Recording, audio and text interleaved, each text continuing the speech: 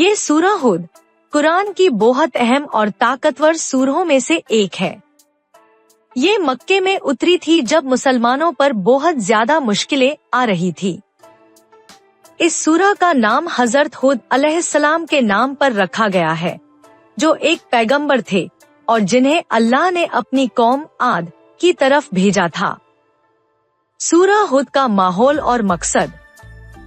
उस वक्त मक्के के लोग इस्लाम को मानने से इनकार कर रहे थे और पैगंबर मोहम्मद सल्लल्लाहु अलैहि वसल्लम और उनके साथियों को बहुत तकलीफें दे रहे थे। ऐसे मुश्किल दौर में अल्लाह ने ये सूरह उतारी ताकि पैगंबर और मोमिनों का हौसला बढ़े और उन्हें सब्र करने और अल्लाह पर पूरा भरोसा रखने की तालीम दी जाए। ये सूरह बताती है कि दुनिया के तमाम पैगंबरों को उनकी अपनी कौमों ने झुठलाया और तंग किया, लेकिन आखिरकार अल्लाह की मदद उन्हीं के साथ रही। सूरह के मुख्य किस्से और सबक। इस सूरह में पिछली बहुत सी कौमों के किस्से बहुत विस्तार से बताए गए हैं। इसमें हजरत नूह, हुद, सालेह, इब्राहिम, लूत, शोएब और मूसा अलैहिमुस्सलाम के किस्से आते हैं। हर एक किस्से में एक पैगंबर अपनी कौम को अल्लाह की बात समझाता है, लेकिन कौम का ज्यादातर हिस्सा इनकार कर देता है और अल्लाह की अजाब सजा में घिर जाता है।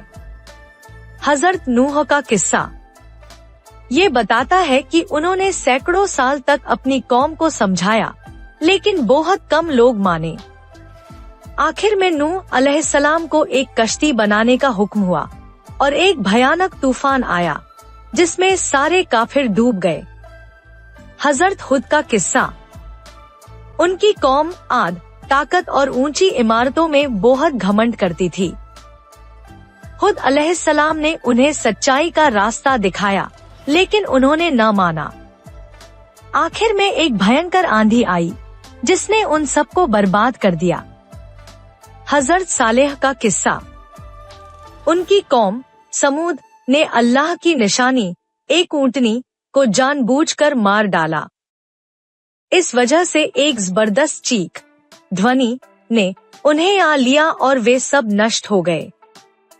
हजरत लूत और शोएब के किस्से ये बताते हैं कि बुराइयां और गुनाह फैलाने वाली कौमों का क्या हश्र हुआ।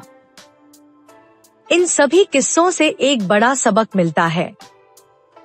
जो लोग अल्लाह के रसूलों को झुठलाते हैं और जुल्म करते हैं, उनका अंजाम बहुत बुरा होता है।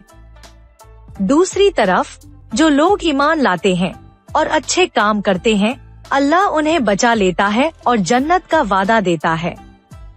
सूरह के मुख्य संदेश। तौहीद, एक अल्लाह की इबादत। ये सूरह बार बार इस बात पर जोर देती है कि सिर्फ एक अल्लाह की इबादत करो, उसका कोई साझी नहीं है।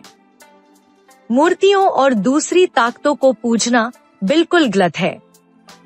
क़यामत और जवाबदेही। ये साफ बताया गया है कि मरने के बाद दोबारा जिंदा करके हर इंसान से उसके अमल का हिसाब लिया जाएगा।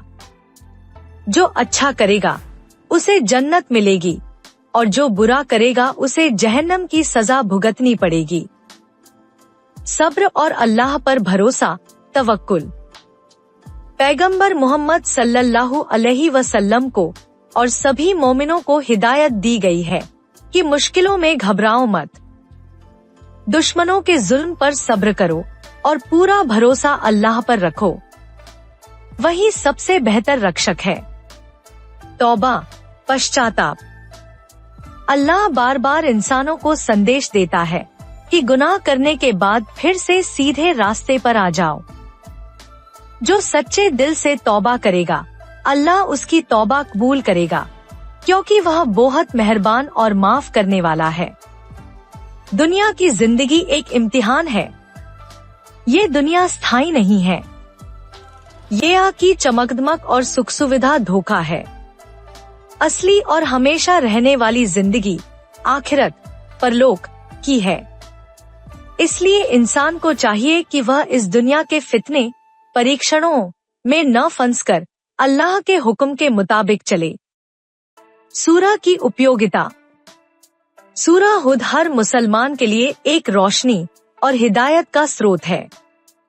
ये उन लोगों के लिए एक दवा की तरह है जो मुश्किल हालात से गुजर रहे हैं। ये सिखाती है कि हक, सच की लड़ाई में कितनी भी मुश्किलें क्यों न आए, इंसान को हिम्मत नहीं हारनी चाहिए। अल्लाह हमेशा अपने नेक बंदों की मदद करता है, चाहे रास्ता कितना भी लंबा क्यों न हो। ये सूरह इंसान को घमंड और दुनिया की मोहमाया से बचाती है और उसे याद दिलाती है कि आखिर में सफलता सिर्फ अल्लाह से डरने वालों और अच्छे काम करने वालों के लिए है।